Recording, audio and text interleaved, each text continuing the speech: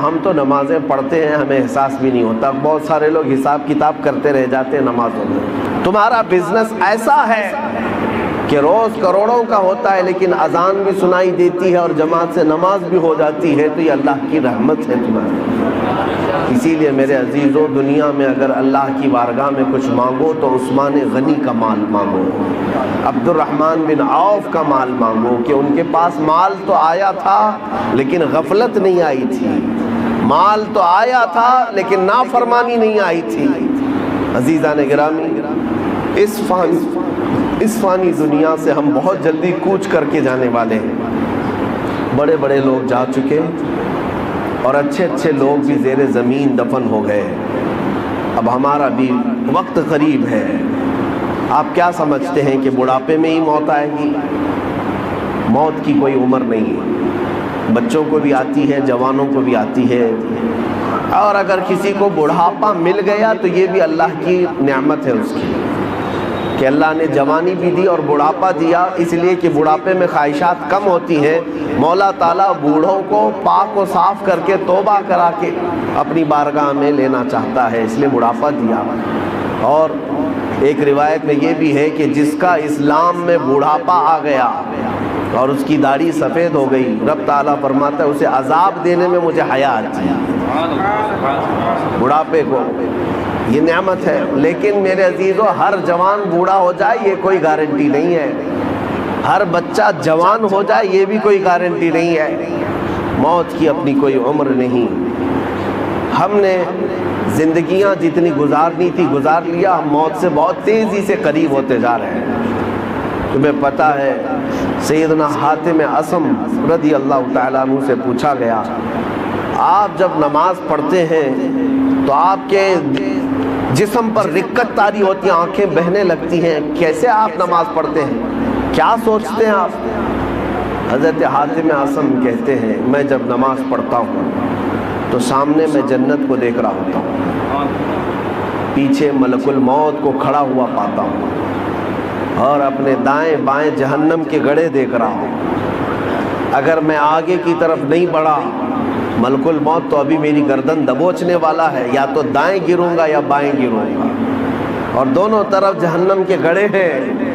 اس لیے مجھے خوف ہوتا ہے, ڈر ہوتا ہے کہ کسی نہ کسی طرح اس راستے سے میں نکل کر جنت تک پہنچ جاؤں. میرے عزیزو, ہم تو نمازیں پڑھتے ہیں ہمیں احساس بھی نہیں ہوتا. بہت سارے لوگ حساب کتاب کرتے رہ جاتے ہیں نمازوں میں.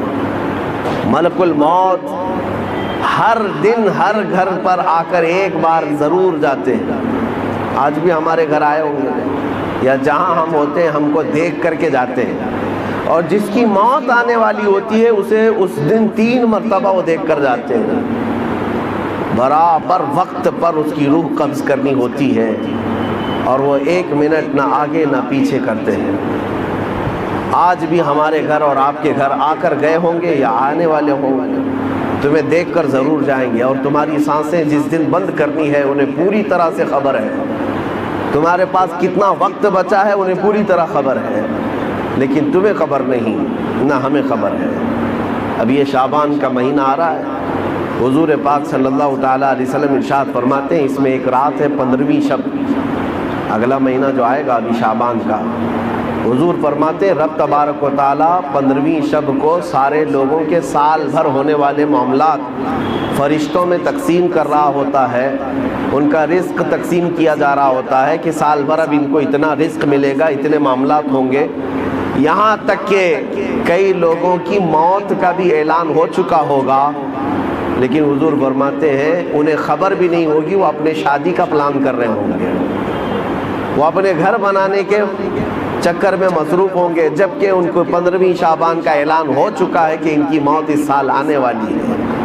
عزیزان گرامی وقار, ہمارے پاس بہت لیمیٹڈ ٹائم ہے, بہت مختصر سا وقت ہے. تو اس دنیا میں جب یہ تیزی سے گزرنے والا وقت ہے تو کر کے کیا جانا چاہیے؟ ظاہر سی بات ہے جب چھوٹا سا وقت ہے تو کچھ تو کریں.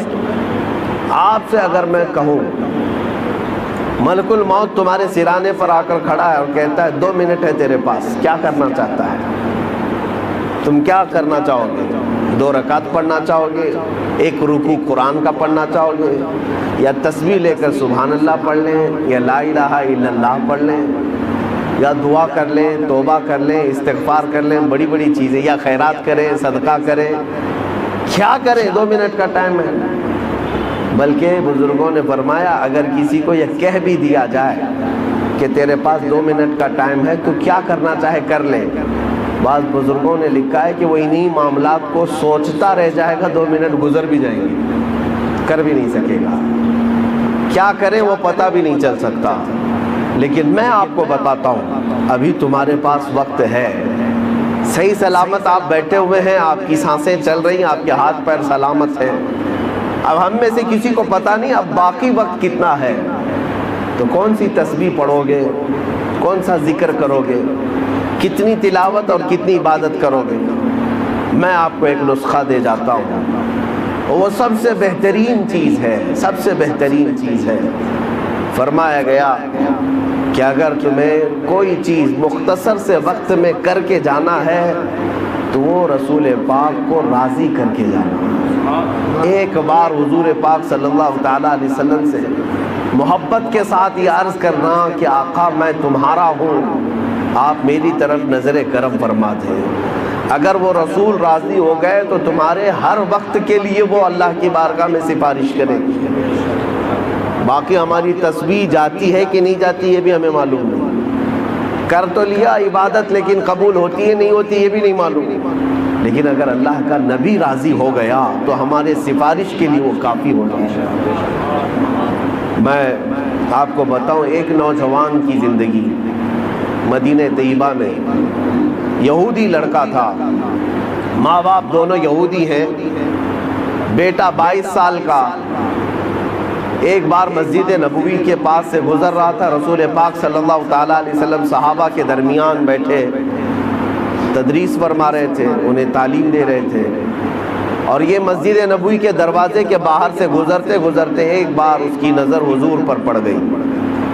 نبی پاک صلی اللہ تعالیٰ علیہ وسلم کو دیکھتا کھڑا رہ گیا اور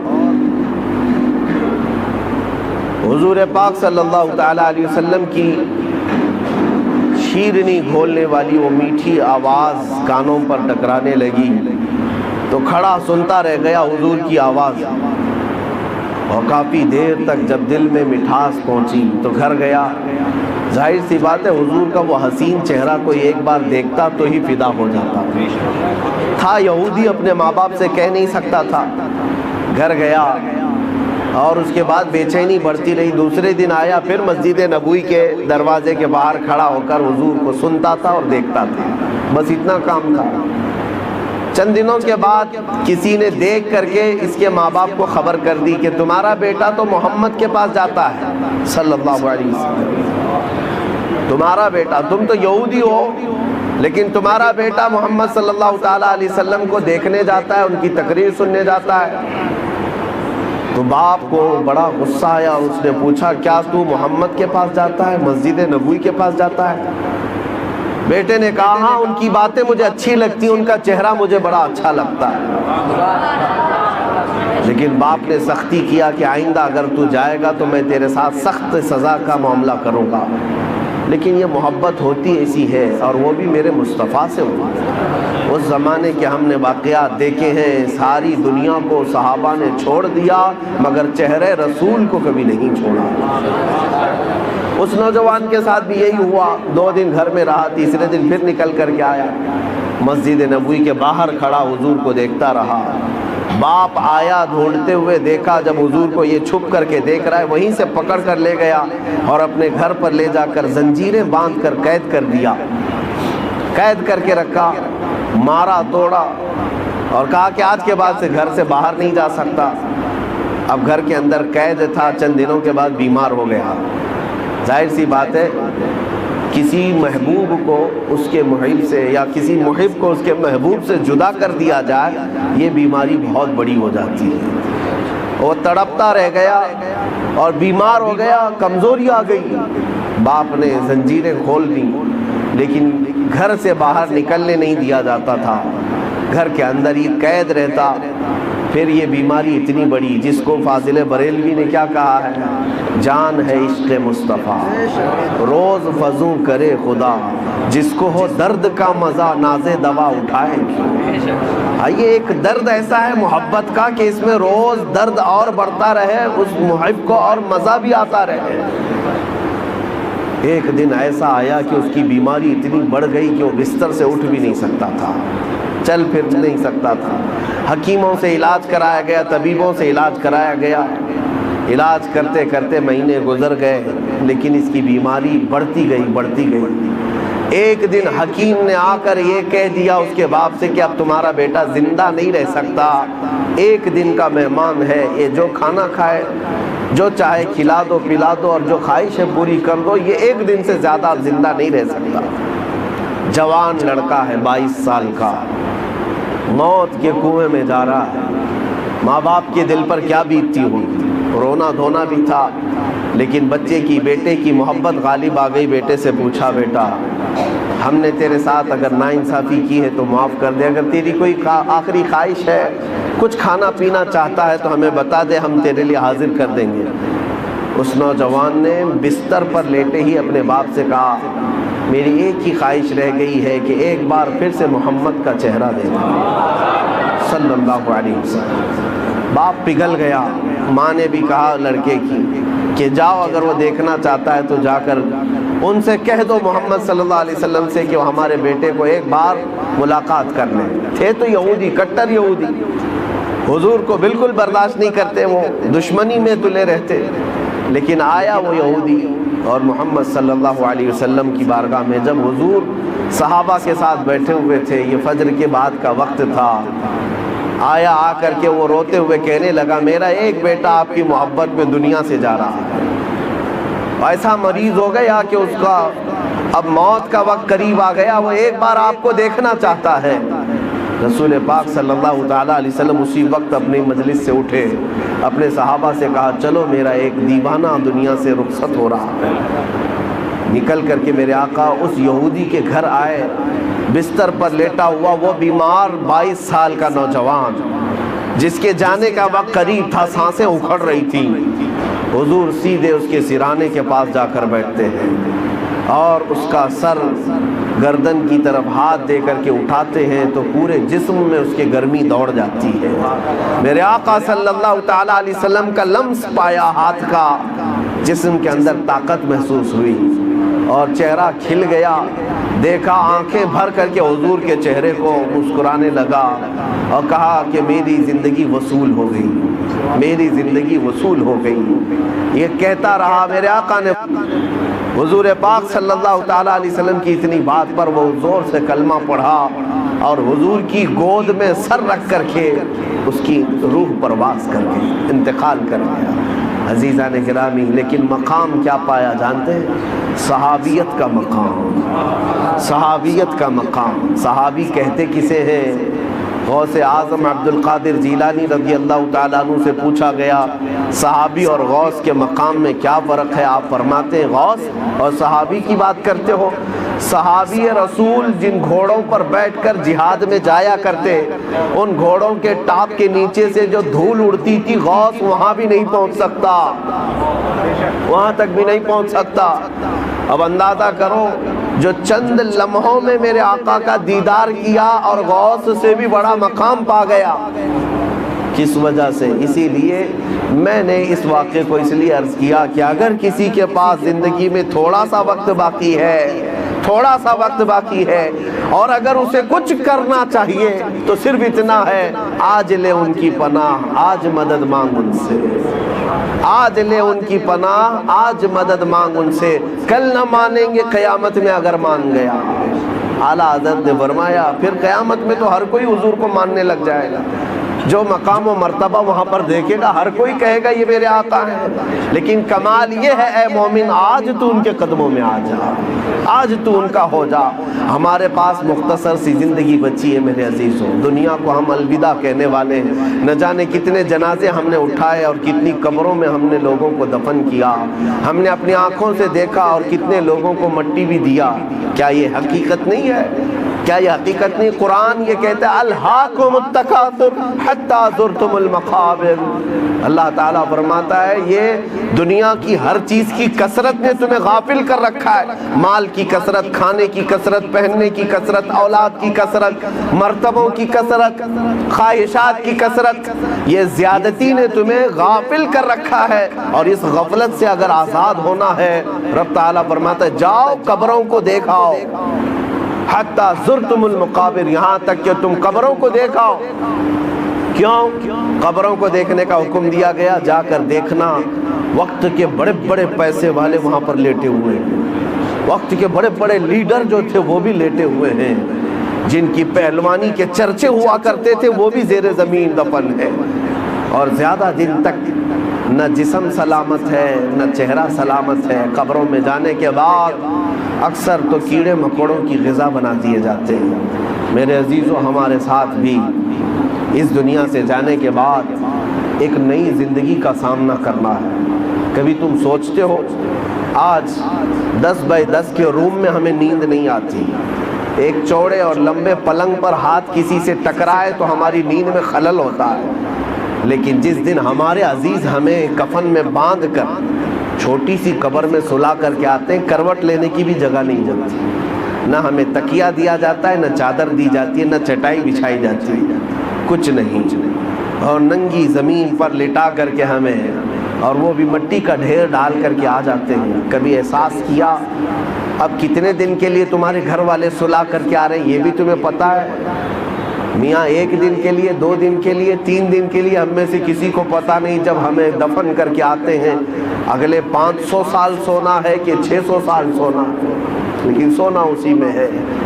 اور حالات کیا ہوں گے، حالات کیا ہوں گے پتہ ہے؟ بزرگوں نے فرمایا جب تمہارے اہل خانہ تمہیں دفن کر کے جاتے ہیں تو 3 دن نہیں گزرتے کہ تمہاری ناک سے اور کان سے اندر کی چیزیں باہر آنا شروع ہوتی ہیں، ہمارے پیٹ کا گودا باہر آنا شروع ہو جاتا ہے، اور 8 دن نہیں گزرتے کہ پیٹ پھٹ جاتا ہے، انتڑیاں باہر نکل آتی ہیں، تعفن ہو جاتا ہے قبر کے اندر، اور اچانک مٹی سے کیڑے پیدا کر دیے جاتے ہیں جو جسم کے ان اعضاء کو کھانے لگ جاتے ہیں۔ 40 دن گزرنے کے وقت اس کے جسم کا گوشت تک کھینچ لیا جاتا ہے۔ میرے عزیزو، یہ ہماری حقیقت ہے، یہ ہماری حقیقت ہے۔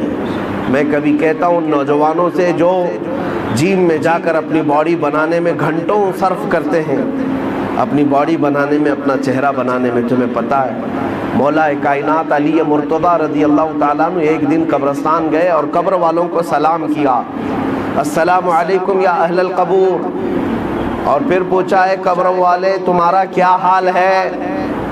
آپ کے ساتھ ایک تابعی حضرت سعید ابن مسیب تھے، وہ کہتے ہیں میں حضرت علی سے پوچھ رہا تھا کیا یہ قبروں والے آپ کو جواب دے رہے ہیں؟ حضرت علی کہتے ہیں ہاں وہ قبر والے جواب دے رہے ہیں، میں سن بھی رہا ہوں۔ یہ سب کے بس کی بات تو ہے۔ اس کے تھوڑی دیر کے بعد حضرت علی رونے لگ گئے، آنکھیں بھیگ گئیں۔ ان کے ساتھ موجود تابعی نے پوچھا کہ کیا جواب دیا قبروں والوں نے؟ مولا کائنات حیدر کرار شیر خدا رضی اللہ تعالیٰ عنہ فرماتے ہیں میں نے ان سے پوچھا تو قبروں والے کہتے ہیں اے علی ہمارا کیا حال پوچھتے ہو؟ جس چہرے کو ہم گھنٹوں سجایا کرتے تھے اس چہرے پر اللہ نے بچھو چھوڑ دیے اور وہ ہمیں ڈنک پہ ڈنک مارتے ہیں۔ جن بالوں کو ہم بار بار سجایا کرتے تھے ان میں خون اور پیپ بھر دیا گیا ہے۔ ہمارے جسم کے اوپر سے چمڑیاں ادھیڑ دی گئی ہیں اور گوشت کی سڑن پیدا کر دی گئی ہے، اور وہ قبروں والوں کے حالات حضرت علی سنتے سنتے رونے لگ گئے۔ وقت کے صحابی داماد رسول قبر کے ذکر سے رو پڑتے تھے۔ میرے عزیزو آج ہماری کیا حالت ہے؟ ہماری آنکھیں تک نہیں بھیگتی، ہمارا دل تک موم نہیں ہوتا، خواہشات نے ہمیں اتنا مصروف کر دیا ہے کہ اپنا آخری سفر بھی بھول بیٹھے، جبکہ تمہیں پتہ ہے تم ہماری تقریر سنو یا نہ سنو، کسی کا بیان سنو یا نہ سنو، تمہیں تو موت آنی ہے، تمہیں لے جایا جائے گا، اس بات کو مانو یا نہ مانو۔ تمہارے نہ ماننے سے، تمہارے انکار کرنے سے تمہاری موت کے آنے میں کوئی فرق نہیں پڑے گا، موت تو آنا ہے۔ تم ہزار اختلاف کرو مجھ سے، 1000 مجھے گالیاں دے لو، لیکن موت تو آنی ہے میرے عزیز، موت تو آنی ہے۔ ہم نے بھاری بھرکم جسم بھی اٹھائے، بڑے پیسے والوں کو بھی اٹھایا ہے، لیکن دیکھ کر کے اس بات کا احساس ہوتا ہے کہ پورے کفن میں ایک جیب بھی نہیں رکھی جاتی، اور نہ ہی ہم اپنے عزیز مردے کو دفن کرتے ہیں تو 5 روپے 10 روپے 100 روپے 1000 روپے کی نوٹ تک نہیں رکھتے، اور رکھنا بھی نہیں چاہیے۔ لیکن مومنوں کا یہ عقیدہ ہے کہ ہم ایک سکہ بھی قبر میں اپنے باپ کو نہیں دیتے۔ کیوں؟ سب کو پتا ہے کہ یہاں یہ سکہ نہیں چلنے والا، یہ دوسری دنیا ہے، یہاں انصاف دوسرا ہوگا، یہاں ملائکہ آئیں گے اور وہ نہ رشوت لینے والے ہیں اور نہ سفارش تمہاری لینے والے ہیں۔ یفعلون ما یؤمرون، وہ اتنا ہی کریں گے جتنا ان کو حکم دیا جائے گا۔ اے میرے عزیزوں، وقت بہت کم رہ گیا ہے، وقت بہت کم رہ گیا ہے، اور اب تک ہمارے پاس ایسی کوئی چیز نہیں جس کو لے کر کے ہم قبر میں جائیں۔ مجھے ایک واقعہ بار بار جھنجھوڑتا ہے۔ ممبئی کی سرزمین پر ہمارے ایک حاجی صاحب، بڑے پیسے والے پرہیزگار آدمی بھی ہیں، لیکن اپنے بیٹے کو انہوں نے بچپن سے، اکلوتا بیٹا تھا، کانوینٹ میں پڑھایا، انگلش میں پڑھایا، اور بہت ٹاپ کی کالج یونیورسٹی میں پڑھا، یہاں تک کہ اسے لندن بھی پڑھنے کے لیے بھیجا تھا۔ 24 سال کا 25 سال کا لڑکا تھا، اچانک بون کینسر ہو گیا۔ بون کینسر ایسا ہوا کہ پتہ ہی نہیں چلا، 6 مہینے کے بعد پتہ چلا کہ یہ 3rd سٹیج پر ہے، کچھ کر ہی نہیں سکتے تھے۔ پہلے تو لندن میں علاج ہوا، اس کے بعد پھر وہاں سے مایوس ممبئی لوٹ آئے۔ جب گھر آئے تو 25 سال کا جوان بستر پر ہے، گل گیا ہے، اور باپ کی حالت دیکھنے کے قابل، روتا تھا، نمازوں میں آ کر دعا کی چٹھی ہر بار۔ پھر وقت ایسا آیا، مجھے وہ بات یاد آتی، کافی سال ہو گئے، اس نوجوان لڑکے نے اپنے باپ کو ایک دن بلایا، کہا ابا جان میری اسکول کی سرٹیفکیٹ، شیلڈ، مارک شیٹ یا جو مجھے انعامات ملے تھے وہ کہاں ہیں؟ کہا باپ نے، بیٹا سب سنبھال رکھا ہوں، الماری میں سب ہے، سب ہے۔ کہا میں دیکھنا چاہتا ہوں۔ اس کی 7ویں کی، 10ویں کی، 12ویں کی، اور جو اس نے مسابقے، جو کمپٹیشن میں شیلڈ لیے تھے وہ سب رکھی ہوئی تھی۔ باپ لا کر کے دیتا ہے، یہ تیری 10ویں کی ہے، یہ 12ویں کی ہے، یہ کالج کی ہے، یہ تو لندن میں جو پڑھا اس کی ہے، فلاں کورس کی ہے۔ وہ بستر پر لیٹے لیٹے نوجوان دیکھتا رہا، حسرت سے اپنے باپ کو پوچھتا ہے وہ ساری سرٹیفکیٹ دکھا کر، ابا جان مجھے بتاؤ ان ساری سرٹیفکیٹ میں کون سی ایسی سرٹیفکیٹ ہے جو میں منکر نکیر کو بتا دوں تو مجھے چھوڑ دیں؟ میں قبر میں جانے والا ہوں، میری زندگی بہت مختصر سی رہ گئی، بون کینسر، اب میں بچنے والا نہیں ہوں، لیکن بابا جان مجھے بتاؤ اس سرٹیفکیٹ میں کون سی بتاؤں منکر نکیر کو کہ وہ چھوڑ دیں گے مجھے؟ باپ کہتا ہے میرے پیروں تلے زمین کھسک گئی، میں نے آج تک یہ سوچا بھی نہیں تھا۔ میں نے اپنے بچے کو قرآن اور حدیث کی تعلیم تو نہیں دی تھی، مختصر قرآن تو پڑھایا تھا، لیکن کوئی سورہ بھی اسے یاد نہیں تھی، اس لیے کہ اسکول کالج ٹیوشن اور لندن اسی میں رہ گیا پیسے خرچہ کرتے کرتے۔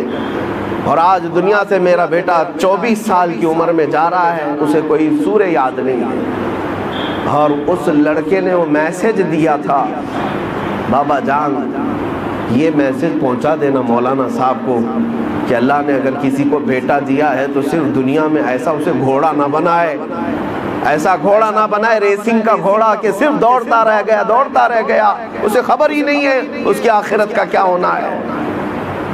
کم سے کم ہر باپ اتنا تو اپنے بیٹے کو دے دے کہ وہ قبر میں میرے مصطفیٰ کو منہ دکھانے کے قابل تو ہو جائے۔ نبی پاک صلی اللہ تعالیٰ علیہ وسلم قبر میں تشریف لائیں اور پوچھیں کہ میرے لیے کیا لایا ہے، تو تمہارا چہرہ کھل تو جائے کہ یا رسول اللہ میں آپ کا ہوں، آپ کے لیے دنیا چھوڑ آیا ہوں۔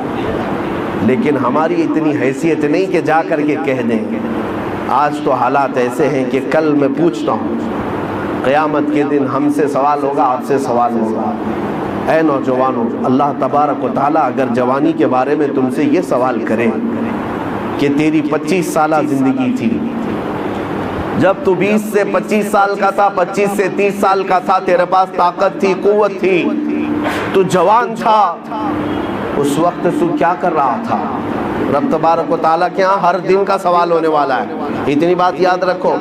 حدیث میں ہے میرے آقا صلی اللہ علیہ وسلم فرماتے ہیں اس وقت تک میدان محشر سے کوئی ہٹ نہیں سکتا جب تک اپنی جوانی کا حساب پورا نہیں دے گا. دینا ہوگا.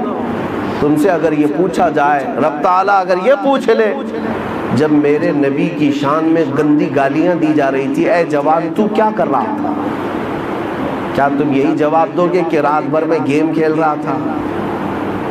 اے اللہ تیرے نبی کو جب گالیاں دی جا رہی تھی، توہین کی جا رہی تھی، تو میں تو کرکٹ کھیل رہا تھا، فٹ بال کھیل رہا تھا، جیم پہ جا رہا تھا، دعوتیں اڑا رہا تھا، برتھ ڈے منا رہا تھا. یہی جواب دو گے؟ ہمارے پاس ہے کیا چیز؟ ہے میرے عزیزوں، میرے نبی کی امت ہو آپ، ہونا تو یہ چاہیے کہ حضور کی شان میں توہین سن کر کے ہر کھانا پھیکا لگنے لگ جائے، نیند اور چین اور سکون غارت ہو جائے کہ جب ہمارے مصطفیٰ کریم کی عزت سلامت نہیں ہے تو پھر میری عزت کی کیا بات کی جائے. بہرحال آج احساس میں دلانے آپ کے سامنے کھڑا ہوں. اب فیصلہ آپ کے ہاتھ میں ہے. ایک چیز میں بتا کر کے رخصت ہو جاتا ہوں. جنازہ اٹھے گا اپنا، ہمارے گھر سے نکلے گا، کس میدان سے نکلے گا پتہ نہیں ہمیں، لیکن اتنی بات معلوم ہے کہ قبرستان جانے سے پہلے جنازہ یہ سب کے ساتھ ہوگا، سب کے ساتھ ہوگا. ابھی قبرستان پہنچا نہیں ہوتا کہ پوری قبر کے مردے کھڑے ہو جاتے ہیں. اگر کوئی غلط آدمی کا جنازہ آ رہا ہے، گنہگار کا آ رہا ہے، تو وہ کھڑے ہو جاتے ہیں اور کہتے ہیں اے رب ذوالجلال اسے ہمارا پڑوسی نہ بنا، اسے اس قبرستان میں داخل ہونے نہ دے، اس لیے کہ آج وہ آئے گا، دفن ہوگا، اس پر تیرا عذاب ہوگا جس کی وجہ سے ہم سب کا چین اڑ جائے گا.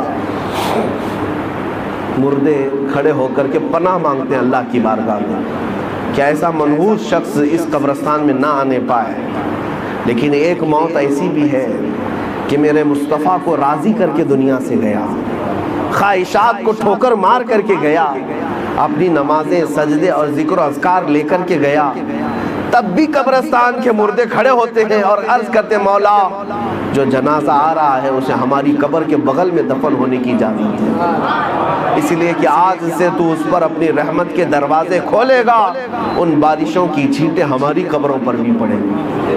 فیصلہ تمہارے ہاتھ میں ہے کس جنازے میں لیٹ کر جانا چاہتے ہو. فیصلہ تمہارے ہاتھ میں ہے کہ لوگ تمہارا استقبال کریں یا تم سے پناہ مانگیں. اور اتنی بات نہیں، اس مسجد میں آج نماز پڑھنے آئے ہو، سجدہ کر کے جاؤ گے.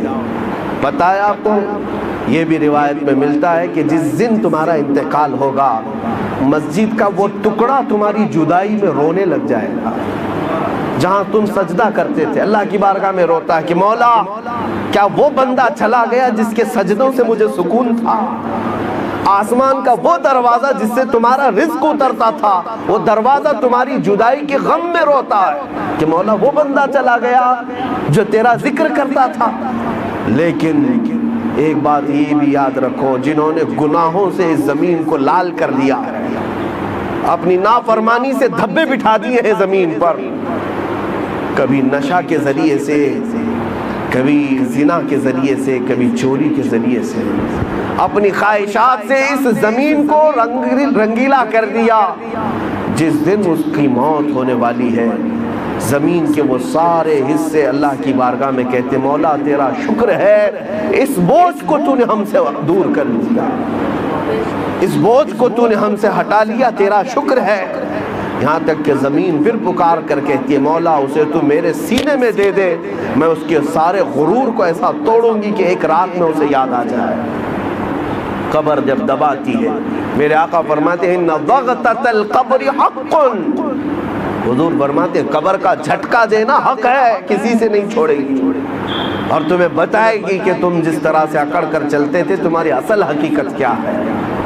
اے میرے عزیزوں آخرت کو یاد کرو، اپنے آخری سفر کو یاد کرو، اور اسی میں تم اصلاح بھی پاؤ گی. بڑی بڑی تقریریں سن لینا، ہو سکتا ہے اثر نہ ہو. میرے آقا نے فرمایا دو چیزیں میں تمہارے درمیان نصیحت کرنے والی چھوڑ جا رہا ہوں، اگر یہ دو چیزوں سے نہیں سدھر سکے تو پھر تیسری کوئی چیز سدھار بھی نہیں پائے گی. وہ دو چیزیں کیا ہیں؟ میرے آقا فرماتے ہیں قرآن تمہارے درمیان نصیحت کرتا رہے گا، اور ایک موت موت تمہیں سمجھاتی رہے گی، تمہارے عزیزوں کی موت، تمہارے رشتہ داروں کی موت، تمہارے دوستوں کی موت، تمہارے ماں باپ بھائی بہنوں کی موت تمہیں بار بار سمجھاتی رہے گی ہم جا رہے ہیں پیچھے، تجھے بھی آنا ہے، جتنی جلدی ہو سکے توبہ کر لیں۔ عزیزان گرامی وقار، آخری میری یہ بات ہے، مولانا روم ایک بات فرماتے ہیں، ایک آدمی نے طوطا پال رکھا تھا، طوطا پالا تھا، اور وہ طوطے کو اس نے لا الہ الا اللہ سکھایا تھا۔ کچھ طوطے بولنے والے بھی ہوتے ہیں، بولنے والا طوطا تھا، اس کو لا الہ الا اللہ سکھایا تھا۔ وہ طوطا بڑی صاف انداز میں لا الہ الا اللہ لا الہ الا اللہ دن بھر کہتا رہتا تھا۔ ایک دن پنجرے سے باہر نکلا طوطا گھر میں، ایک بڑا بلہ آیا اور بلے نے جھپٹا مارا، اس کی گردن کو پکڑ لیا، اور جیسے ہی جھپٹا مارا طوطا ٹائیں ٹائیں ٹائیں ٹائیں کرنے لگ گیا، دم زدن میں بلے نے اس کو پھاڑ کر رکھ دیا، مر بھی گیا طوطا۔ اب پالا ہوا طوطا تھا، مر گیا، ٹائیں ٹائیں ٹائیں ٹائیں کرتا گیا۔ اب وہ طوطے کا مالک دیکھ کر کے حیرت میں آ گیا۔ ایک تو طوطے کے مرنے کا غم تھا، لیکن اس سے زیادہ اس کی ہچکیاں بلند ہو گئی۔ لوگ آئے کہنے لگے ایک طوطے کی موت پر اتنا کیا غم کرتا ہے، دوسرا طوطا پال لے، اسے سکھا دے، پھر وہ بولے گا۔ اس نے کہا طوطے کی موت اور طوطے کا پالنا یہ اہم بات نہیں، توجہ چاہتا ہوں۔ وہ کہتا ہے میں نے اس کو لا الہ الا اللہ سکھایا تھا، بولتا تو تھا لا الہ الا اللہ، لیکن جب بلے نے پنجہ مارا اس پر تو اس وقت میں نے دیکھا طوطا اپنی اصلی آواز نکالنے لگا، ٹائیں ٹائیں ٹائیں ٹائیں۔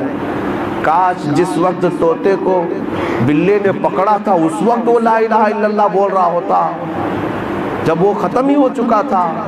اب وہ شخص کہتا ہے مجھے اس طوطے کی موت کو دیکھ کر ڈر آنے لگ گیا۔ ہم تو زندگی بھر کہتے ہیں، لیکن ملک الموت جس وقت پنجہ مارے روح نکالنے کے لیے، کہیں ایسا نہ ہو کہ لا الہ الا اللہ بھول کر کوئی اور آواز نکلنے لگتا ہے۔ یہ ہوتا بھی ہے، ہوتا بھی ہے۔ کئی لوگوں کی زبان سے کفریہ جملے نکل جاتے ہیں، کئی لوگوں سے گندی گالیاں نکل جاتی ہیں موت کے وقت فرشتے کو دیکھتے ہی، اسی لیے ان کی موت برے انجام کے ساتھ ہوتی ہے۔ اللہ تبارک و تعالیٰ اچھی موت عطا فرمائے۔ من کان آخر کلامہ لا الہ الا اللہ دخل الجنہ، میرے آقا نے فرمایا جس کا آخری کلمہ لا الہ الا اللہ ہوا، اللہ تعالیٰ اسے جنت میں داخل فرمائے۔